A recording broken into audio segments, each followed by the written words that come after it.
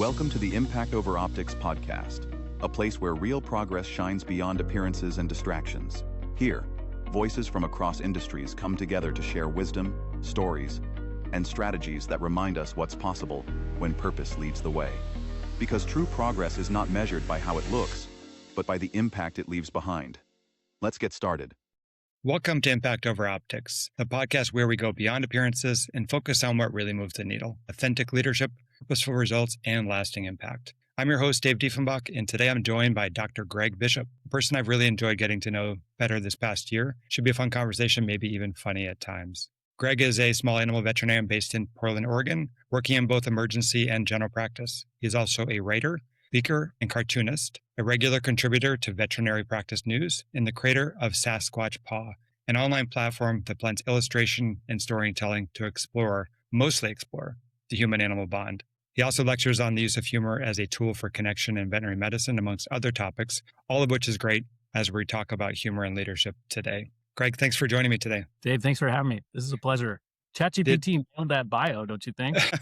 And I got nervous saying it because it's so full of busyness. You're a busy person. So today we're talking about humor, and hopefully going to laugh a lot today. But before we dig into detail, I want to get to know you a bit better. I was looking at your Sasquatch Paw before we started. But do you have a personal brand or style of humor, and specifically any humorists that you emulate, people you respect that people might recognize? It's funny. I was just thinking about this, and honestly, I mean, there's tons of influences, but my grandpa was just such a huge influence on me growing up for humor. This is my mom's dad, and he was this, Depression era kid who was a Navy pilot in World War II, and just like from Chicago. Dad was a gangster, like just this crazy, crazy life. And he was so absurd and so ridiculous, and so like would just look for us kids and really anybody being around to sort of be ridiculous in front of. And I don't know, it really stuck. My little brain was forming, and it was like, okay, I guess you can always look for something silly to do.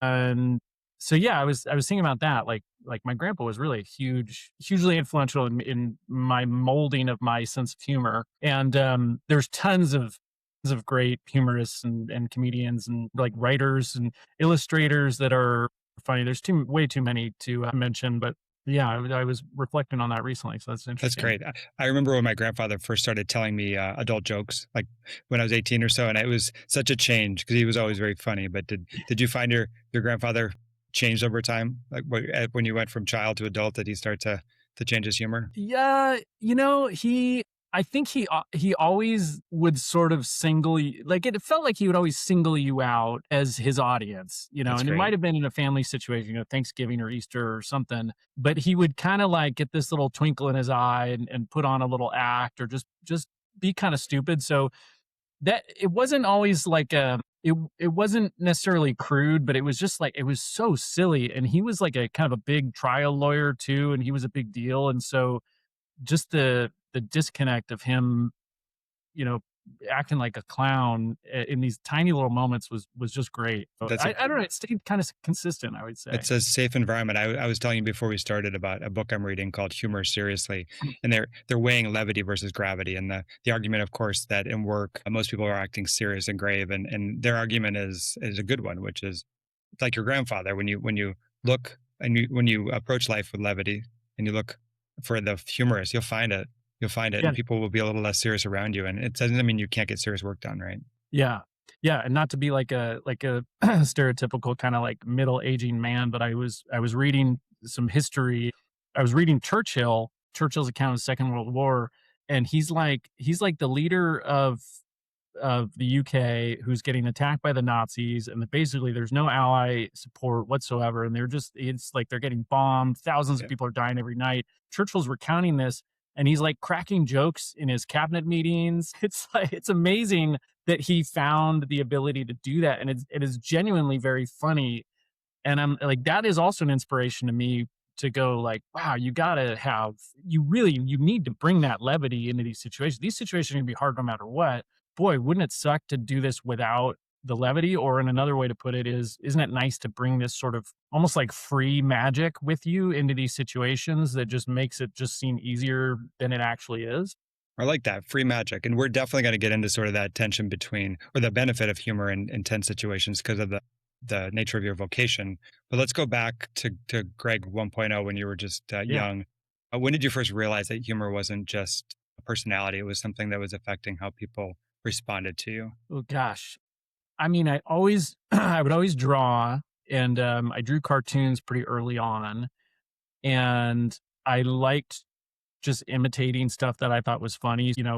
I grew up in the area where you put on the TV all the time, and we had there was like Comedy Central was big, and cartoons were big, and you just sort of like emulate those for your friends, and I could do impressions and stuff, and I definitely found there was social value in making Yeah. people laugh. It's just a wonderful thing to have around in your group. So there was that. And I got to say that I just like loved hanging out with other people that were like trying to culture that mentality of humor. Like I loved participating in the school newspapers and being a cartoonist and talking to people and coming up with skits. And I don't know, it just always kind of naturally fell to me to be the class clown, or it felt like a way to contribute because school was fine and I was a decent student, but I just felt like this is a good thing for me to contribute to this group. It smooths things out. People are lighter, happier, more willing to collaborate. I mean, not that I was thinking that consciously as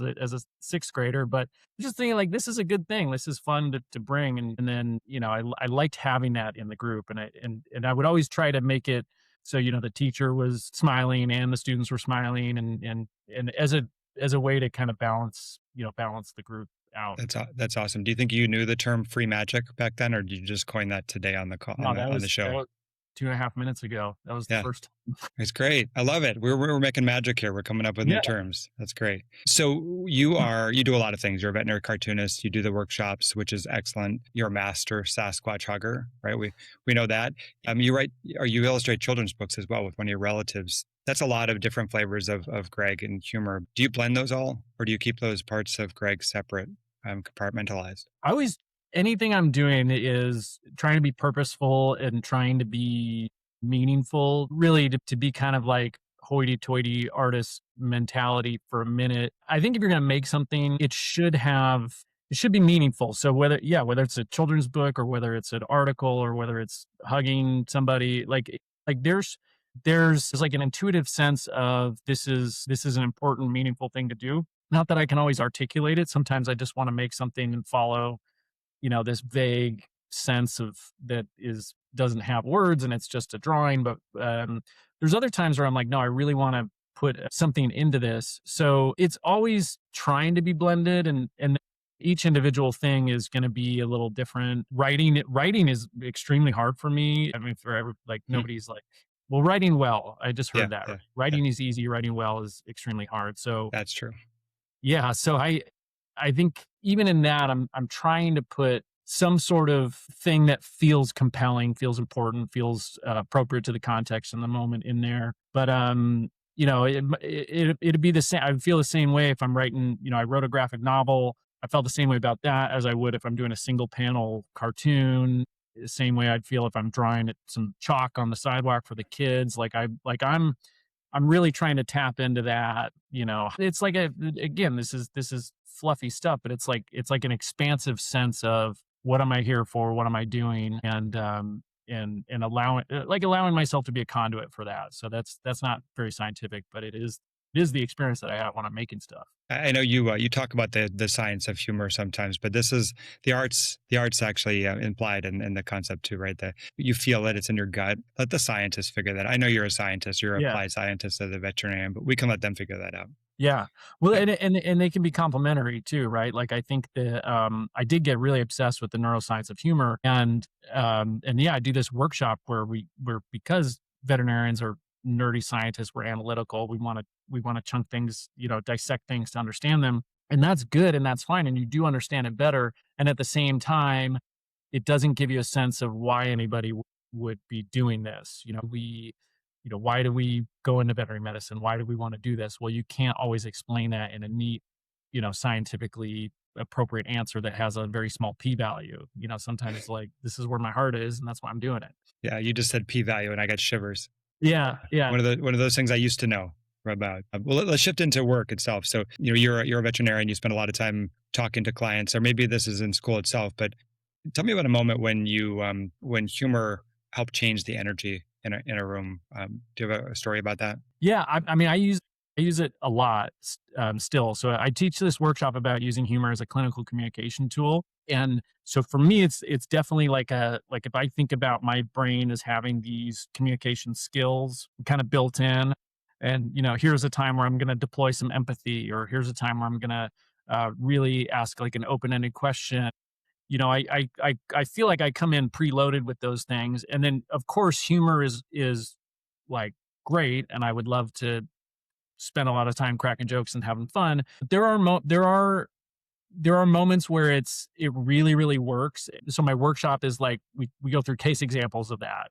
Here's a situation that's common, and here's a moment where you might be able to use some humor. I was just doing an ER shift yesterday and used it in that moment, and it's great for building rapport. Like the idea that if you can make somebody laugh spontaneously, you might be really seeing them very accurately. You might be really showing them, hey, I'm a safe, trustworthy person. Hey, I can explain things to you in a way that you get in a positive way. That's either just like a nice treat, like, hey, it's nice to go to a lecture or to talk to somebody that makes you laugh, but it's also can be very therapeutic and very relieving in certain moments too. So I'm gonna be open to that opportunity. Any client interaction, I'm gonna be open to it. I do have lots of jokes that I like modify and use, and I try not to force anything in, but like a little bit of like gravy on the meal to kind of like, hey, really let this go down more easily. And you're in the Midwest, so Yeah. gravy is a good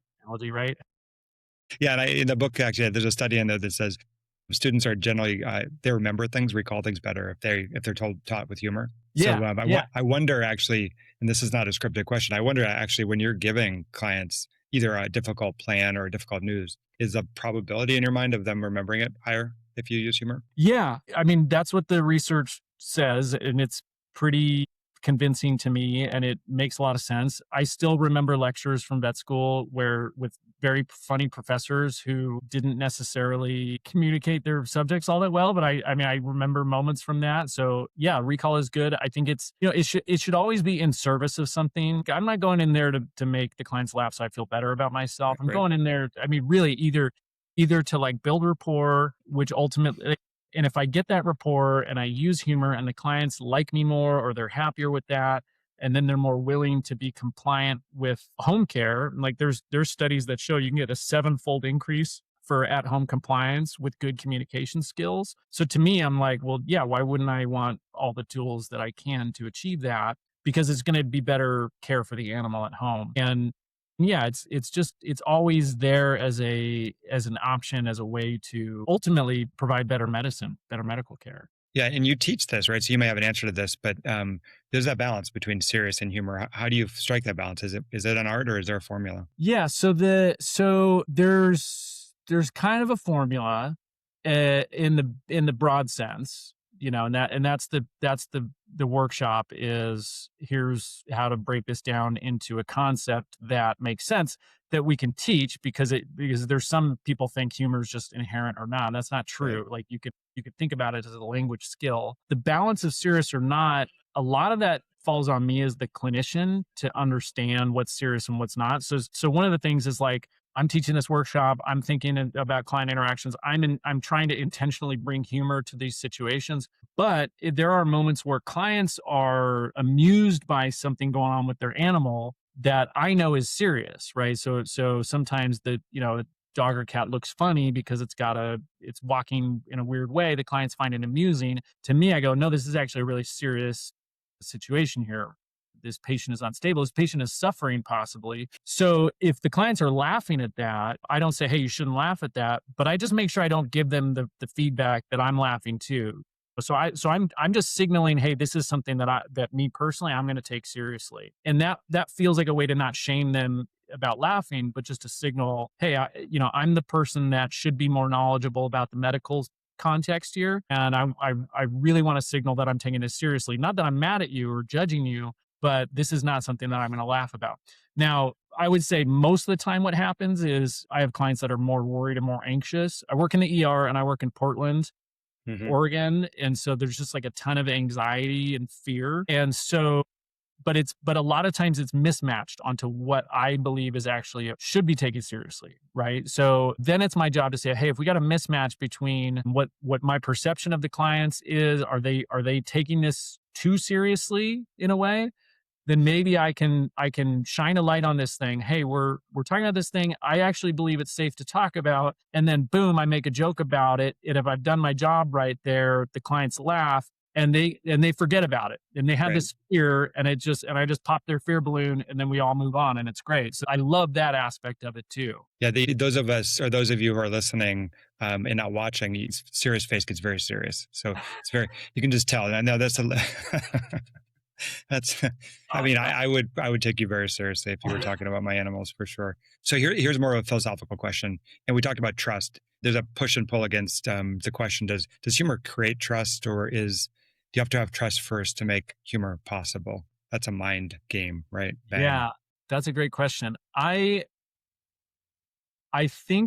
believe that to have a genuine laugh shared, it's both. It's both because it does it simultaneously. So when somebody actually laughs, they undergo it's literally a physiological reaction where their muscles relax, their stress levels go down, they become defenseless in a way, and this, people talk about this metaphorically and they say, you're killing me with humor, or like you're slaying it.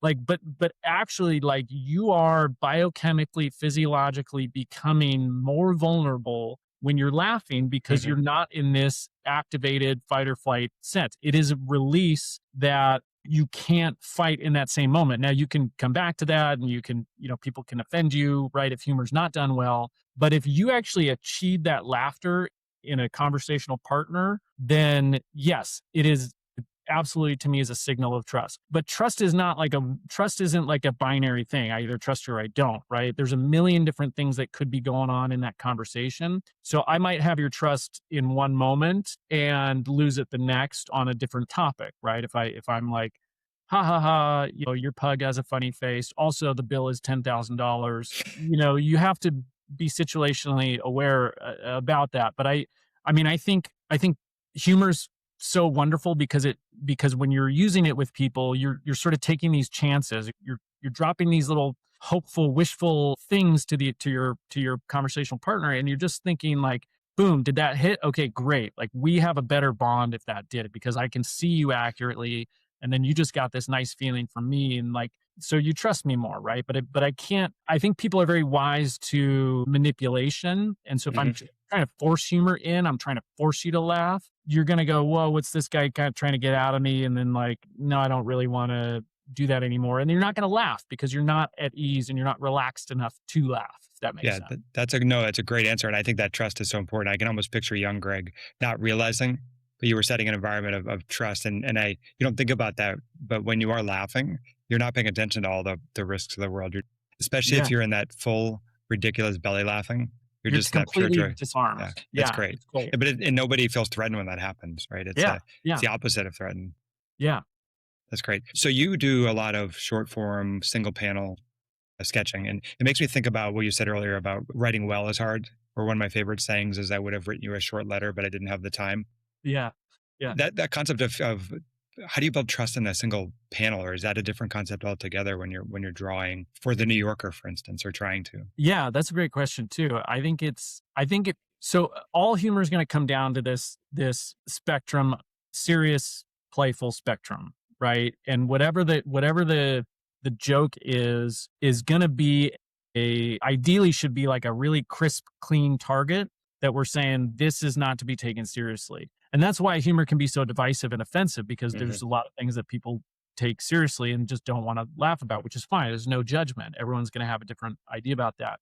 If I make a joke, and if I draw a cartoon and I make a joke, if it's for the New Yorker, it's really just like, here's my thoughts, and here's something that I think it is amusing to me and I'm going to draw it. And sometimes I can articulate the joke cleanly. I can say, here's what I'm actually taking that seriously. And sometimes I can't, but it just makes me laugh. And that's enough reason to do it. That's good. Yeah. When I do cartoons for a veterinary audience, I do think about it. Well, I hate this term, but there's this term called virtuous humor, which is just like, is there a bigger turnoff term? Yeah, I don't know what it means, but I don't like it. It's horrible, right? It's like, that doesn't sound fun.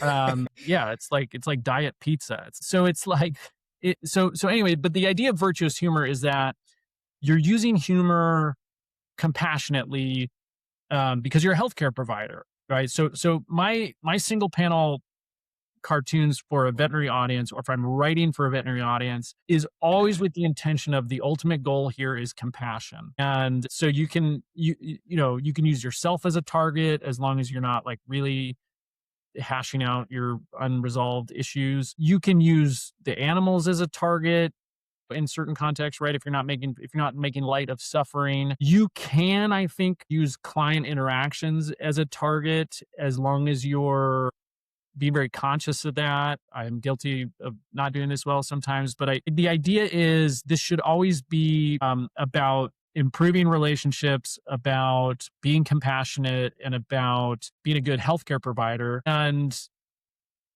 it's not always the funniest thing to the biggest audience, but I do think that's important because we've taken this oath to relieve suffering, to provide good care. And if we are using humor as a tool, well, just because it's an effective tool and has all these benefits doesn't mean it can't really cause harm. I mean, we all have been laughed at, we've been ridiculed, and it's awful. And so you want to be, I think about it like a scalpel. It's like, it's hard to do surgery without a scalpel, but it's also hard to lacerate the aorta without a scalpel. So you've got to know where to put it, when to use it. And that's just part of the job. But on a lighter note, are anal glands never not funny? Aren't they always funny? It's very unfunny is when you get them in your face. You have to laugh that up, don't you? I've never had that happen, but I mean, you do, but it's it's now in vet school. If that happens to a student next to you, that's funny, right? It's very funny when it happens to somebody else. That's hilarious. When that's the bog of eternal stench juice. And you can't get it out. Then you laugh about it later because you have a distance. There was a time when I was working earlier in my career, and I was actually helping test some analyzers, and I had a bunch of blood samples, and I opened one up, and it wasn't blood sample at all. It was parvo. It was a parvo, and the whole floor noticed it immediately, and that was not funny until weeks later when people thought but it was not funny at the moment because that lingered. Because most of us were in front of computers, we're not clinical, and it was pretty bad. But it stank.